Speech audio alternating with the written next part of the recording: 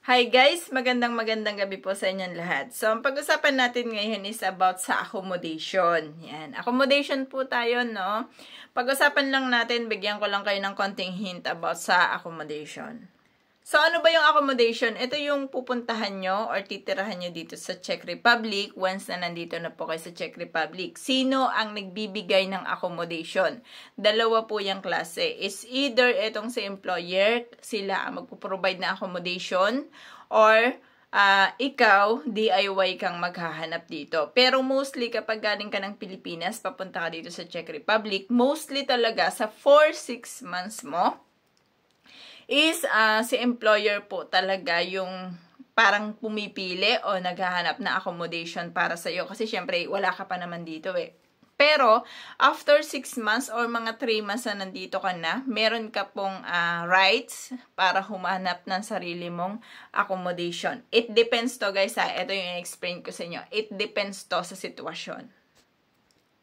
Pag-usapan muna natin guys, magkano ba ang accommodation dito sa Czech Republic? Ang accommodation po dito kapag DIY ka, DIY ha, speaking of DIY muna tayo, no?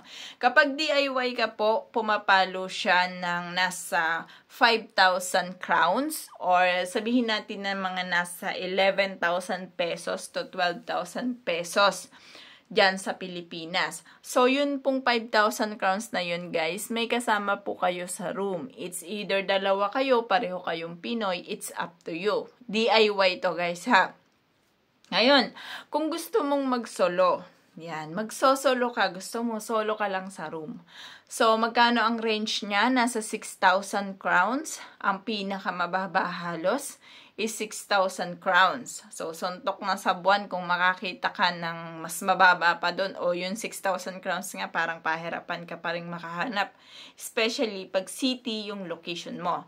Mga nasa around 13 to 14,000 pesos yun in Philippine peso. Yun. Tama ba? Ayan, nasa ganon, nasa 13 to 14,000 pesos ang halaga niya kung i-convert nyo dyan sa Pilipinas. So, solo po to, DIY ka. Yung room mo, solo mo. Pero, syempre, parang shared kayo ng kusina, shared kayo ng bathroom, shared kayo ng CR. Shared kayo sa mga ref, lahat-lahat. So, parang room lang yung nasolo mo. Ganyan po yung range dito. Nagsisimula siya sa 6,000 crowns. Pataas na po yan. So, may makikita kayo 7,000, 8,500 crowns. So, guys, kayo na mag-convert ha. Basta, ang pagko-convert nyo is times 2.40. Ganon. 2.40 pataas kasi ang conversion eh. 2.40, 41, 42, 43, ganon. Kayo na mag-convert guys kasi ang hirap mag-explain kung pati yung peso is kailangan ko rin i-explain. May mga nagsasabi kasi sa akin na explain ko daw kahit sa peso. So, in crowns muna tayo guys kasi mas madali para sa inyo na maintindihan kasi pera na dito yung pinag-uusapan. Back to topic tayo, no? So, yun. Kapag DIY ka, 6,000 crowns pataas. Pag solo.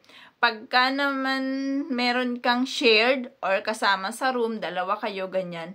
Kadalasan kapag ganyan is 10,000 ang mahahanap mong bahay, merong 9,000, dalawa kayo. So, dalawang bed din siya, hindi naman po siya solo bed. So, magkaiba kayo ng bed. Kaya lang hindi kasi dito double deck, no? Hindi kagaya dyan sa Taiwan natin na up and down double deck. Dito, pareho kayong nasa baba. So, magkaganyan yung inyong bed. So, maghahati kayo kung magkano yung presyo ng room.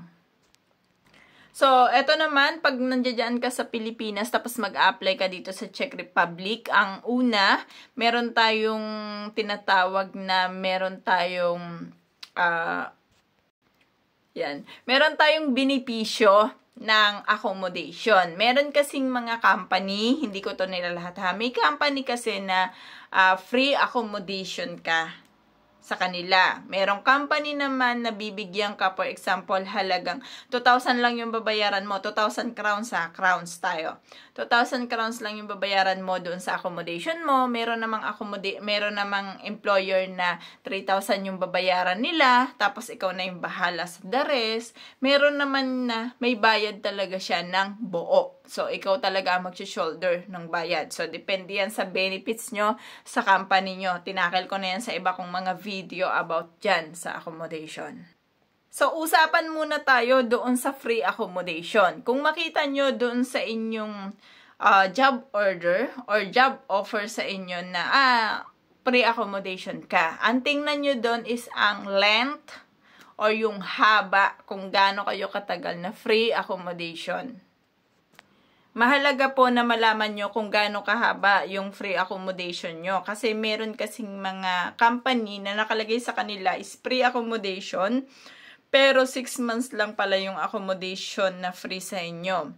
So, isa po yan sa mga benepisyo at sinasabi ko sa inyo palagi paulit-ulit na isa sa big factor talaga kapag free accommodation kayo kasi mahal po ang accommodation dito. Once na naka-free accommodation kayo guys, si company ang maghahanap ng inyong accommodation. It's either 2 kayo or 3 tao sa isang room.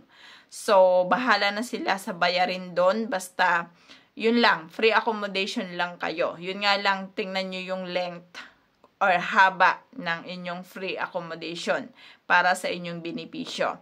Second naman, paano kung halimbawang etong si employer nagsabi na 2,000 crowns yung babayaran nyo dito sa accommodation dito sa Czech Republic. So, kadalasan po, si employer pa rin ang naghahanap ng accommodation nyo. At yung 2,000 crowns na sinasabi nila na ibabayad nyo, bayad lang po yun para sa tubig, kuryente, gas, mga utilities nyo dito sa Czech Republic. Kung baga,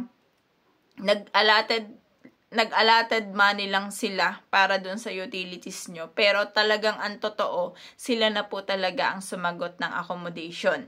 Kasi doon sa una kong sinabi na 6,000 for example, yun po ay free na lahat ng utilities nyo. May wifi na rin kayo. Free na po lahat yun, yung 6,000. So kapag hiningian kayo ni employer nyo na 2,000 kayo magbayad tapos the rest kami ng bahala. Ibig sabihin po nun, utilities lang po yung binayaran nyo pero sila po ang nagbayad talaga ng accommodation. Hindi lang nila yun nilalagay sa mga contract kasi maguguluhan lang kayo Mas madali kasing sabihin na magbayad lang kayo ng 2,000 sa accommodation, okay na yon. Mas madali po kasi sabihin ng ganun kaysa i-explain pa nila na, itong 2,000 nyo para sa ganito, para sa ganito, para sa ganito. Parang mas matagal at mas marami pang explanation. Kaya ganun po yung sinasabi ng mga employer sa inyo na halagang 2,000 lang ang sagot nyo, for example.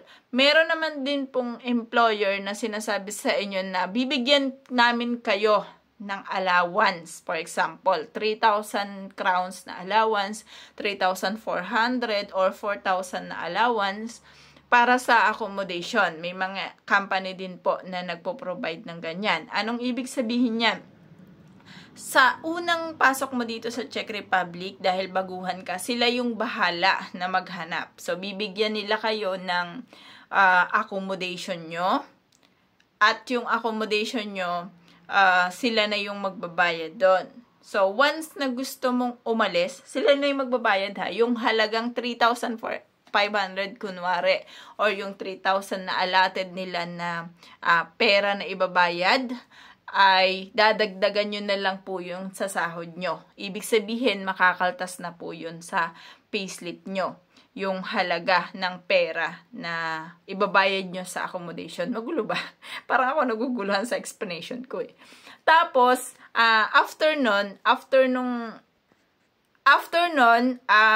halimbawa naka 3 months na kayo dito sa Czech Republic, syempre may pera-pera na kayo. So, pwede po kayong umalis doon sa accommodation na provided nila.